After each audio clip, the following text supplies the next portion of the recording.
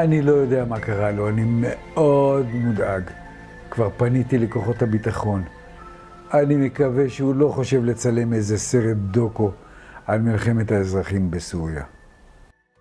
ממש לא אכפת לי מה קרה לו, רק אם אני אראה את הפרצוף שלו, ואז אוי ואבוי לו על הכסף ששמתי על הפרויקט הזה. המון לחץ בתעשייה הזאת, לפעמים נשברים. אני ממש מקווה שזה לא מה שאני חושבת. קורה שהם מסתבכים, אם אתם מבינים למה אני מתכוון. אומרים שהמאפיה האיטלקית שולטת בהוליווד. נעלם, אה? רק שהוא לא תעשה שוודיה בלעדיי. נו, אריאל היה ילד חברותי. תמיד נכנסו ויצאו מהבית שלנו ילדים. הוא היה המנהיג, והם היו מעלים אצלנו מופעים בבית. אני חושב שמשם התחיל הצורך שלו לביים ולעסוק בתחום הקולנוע. אני זוכר אותו יחסית עם עצמו כזה. הוא לא היה במרכז העניינים. הוא בא מיישוב קטן, ופה כולם היו אנשי העולם הגדול, העלק. אבל מה? היה צריך להרים פרויקט, הוא היה מראים לך הפקות, משהו חבל על הזמן. מאז הלימודים הבנתי שממש סבבה לו. הוא עובד חזק בתעשייה. הנה פה התחלנו לצלם את הסרט. אני עובדת בעסק הזה 20 שנה, ואף פעם לא קרה לי דבר כזה. אני מזמינה שחקנים, תאורן, בוממן, סאונדמן, נערת מים, בקיצור, הרבה אנשים. ובאמצע השוט הכי יקר, אריאל אמר, רגע, אני צריך לעצור.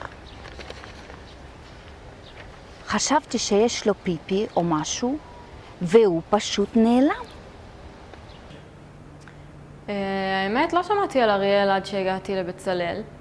ופה מאוד קשה, יש המון דרישות.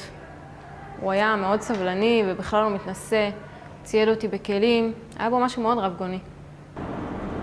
לא ידעתי שהוא נעלם. אני ואריאל סחבקים. למרות שקולנוע לא מעניין אותי.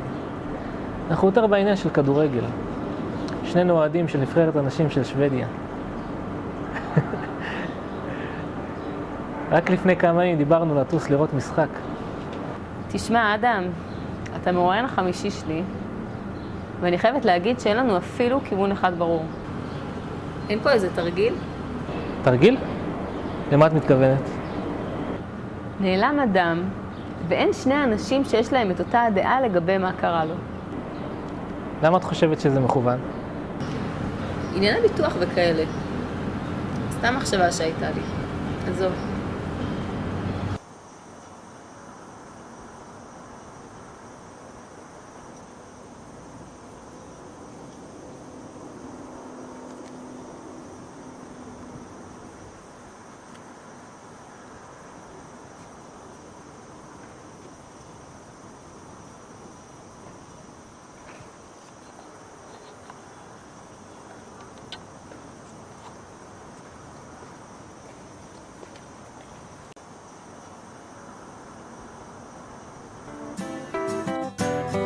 כאן היה מכחול ואנו שניים מציירים ציור בתוך צבעים שלא יוכלו לדהות.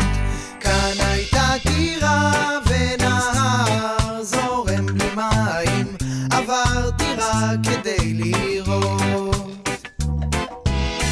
הטירה עמדה בראש הגבע, בתוכה נפלו הרבה מילים שאיש עוד לא אמר.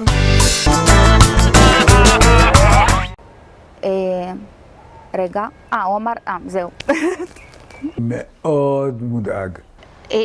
אז אוי ואבוי על הכסף ששמתי על הפרויקט הזה. רק לפני כמה ימים. עשה לי פרצופים.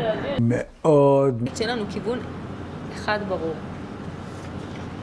לגבי אריאל.